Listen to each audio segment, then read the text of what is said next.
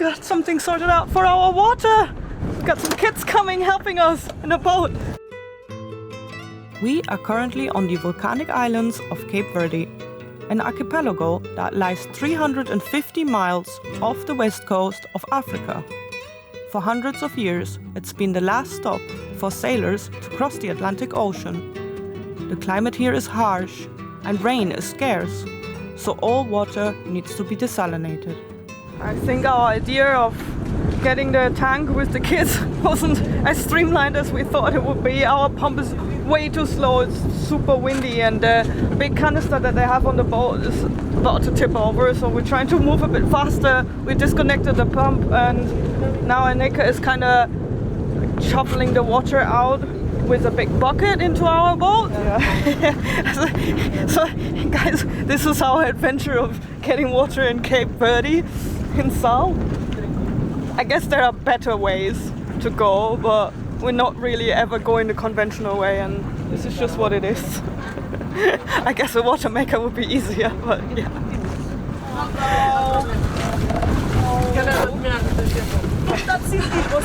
The whole thing fell off. Oh man! Shame, the whole tank just tipped over. Oh.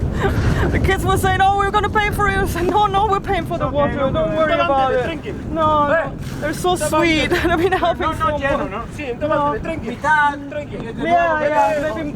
Yeah, he says maybe they should make it half full, not all the way full when they come again, and bring it again and just secure it a little bit, because we thought they're gonna come with a closed barrel, but they came, oh god, they came with an open canister.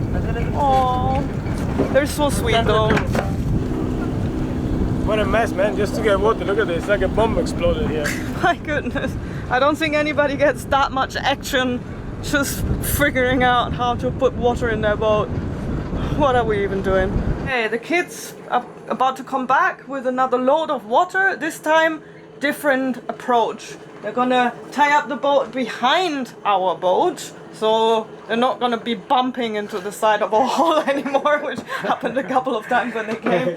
And and we're gonna fit the water in directly into our water tank, so we don't need a really slow pump. We don't have to bucket the water into our tanks on the deck because we have deck fittings, but we're able to obviously lift the floor and open the tanks from inside the boat. And because the tank that they're bringing, the open one that they have, is higher than our water tanks, gravity should do the job for us.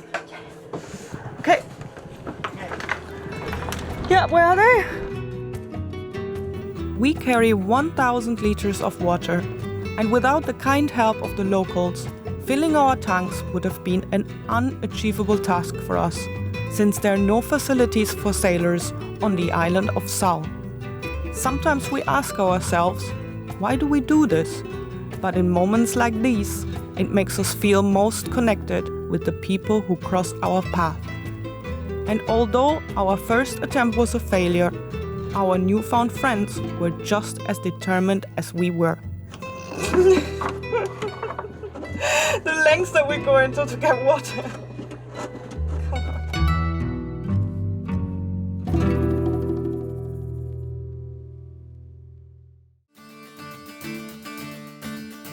With our water tanks filled to the brim, it was time for us to move on to the next job, cleaning our hull.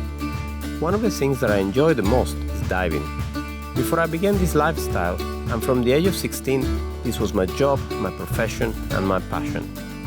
The mere fact of diving below the boat, even if it's just to scrape barnacles, it makes me feel so happy that it's hard to explain. You really look like you're going to an expedition. I thought you're only going underneath the boat, what? Have you ever seen a man so happy to do housework?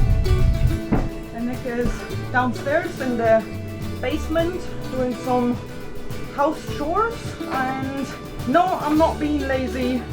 Please don't think, no, I'm not doing anything at all, because I'm going to be joining him tomorrow.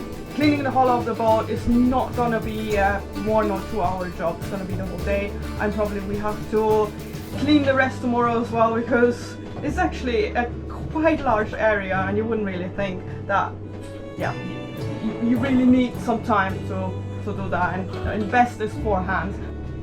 Oh, and Nick is knocking. Just a sec. Are you knocking? The current is so strong that it throw me a rope. You're full of little things in your face. Yeah, I know.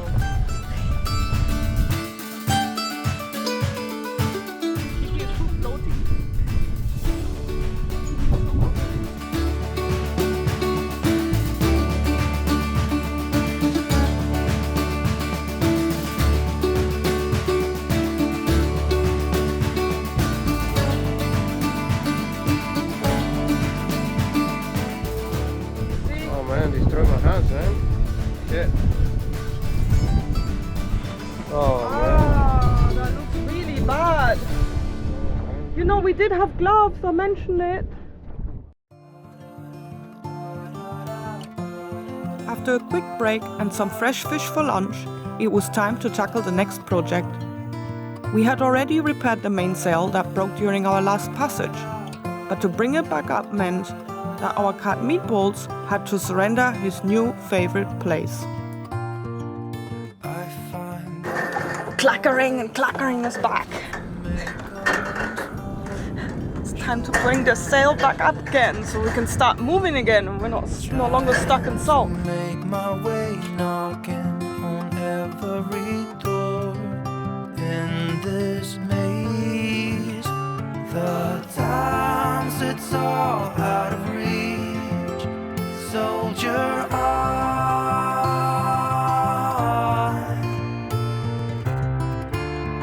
And just as we thought we make progress, we accidentally dropped the shackle that hoists the mainsail inside the mast. What is it, like an hour and a half later, poking this wire and bending it and getting it. Yeah! Yeah, I got it. Come on, how about we put a little line on it? Oh, like it. 2 hours out there in the sun. Yeah, this time we put this around it.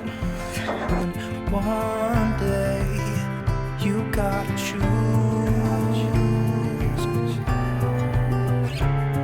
The times it's all out of reach.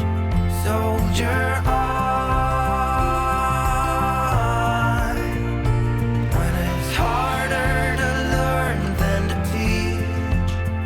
Yeah, while I'm winching the sail back up and Nick is trying to fit it back into the groove.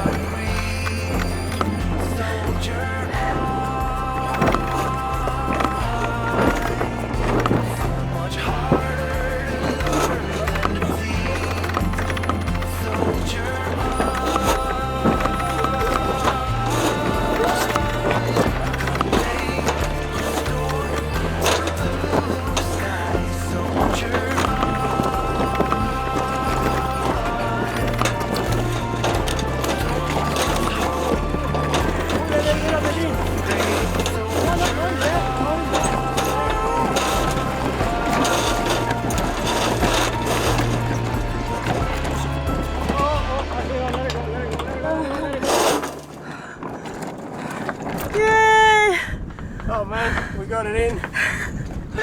But scary because what happened is like it's really windy here all the time. It doesn't stop. We've been waiting now for like over almost 2 weeks now. There is no way. And there's no place you can hide. Of course, the trade winds they pass through here. So, and there's no way to hide because these islands are really flat. And oh man, I was afraid because the sails start flapping, and then obviously we just fix it, and then you don't want the flappy thing, and then you got the metal glue going all over the place. Not enough hands. Not enough hands, man. Yeah, I want to be an octopus. Sweetie. So lazy. It's not the most comfortable place to stay, these islands. It's beautiful here, but you can't get a quiet anchorage, so we've been rolling now for a month or something like that. It's like we're at sea basically. And the thing is, we can't really go on land here because the swells that hit the beach, you just kill yourself with the dinghy. There is one pier where you can land, but everybody lands there, and it's usually really, really busy. And even there, it's risky with swells because somebody had the grand idea to put some new stairs that are made of metal, steel, something like that, into the water, and it's so slippery. It's crazy. So we're gonna move to a different anchorage today because one of us basically has to watch the dinghy, and yeah, the other one goes to town because you cannot leave the dinghy alone here. We made the experience 2 times in our 21 days now that we've been here, that somebody either stole our fuel from the dinghy or stole a part. In Santa Maria, they steal everything. We left the dinghy and there's the connection from the external fuel tank to the normal fuel tank. They stole that, and they stole 1 oar, and the fuel. So they left at 10 o'clock at night with no fuel, 1 oar, and yeah, the connection gone. So it's not like they care that if you're gonna die and drift out into freaking, I don't know, God knows where, because the wind is so heavy here all the time, and the current is so strong. It's like 2 knots current, man. It's so big, and if you just drift out without fuel, that's it. They're not gonna find you. It's not so easy here, but we're on the way to get our things together. And at the moment we are waiting for our satellite telephone, which will be delivered to Mindelo and should be there in a couple of days, and as well the SIM card for it. Now 1 more part for the engine is on the way, and then we should be basically ready. And yeah, now we're gonna go to the beach because this is supposed to be the most beautiful beach on the island before we're actually going to move to San Vicente, where our satellite telephone is, because right now we're on South.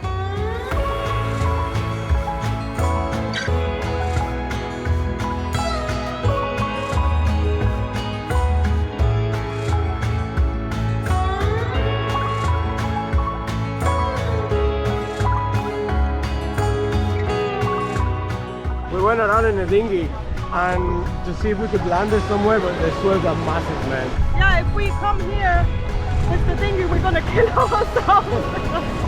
Man.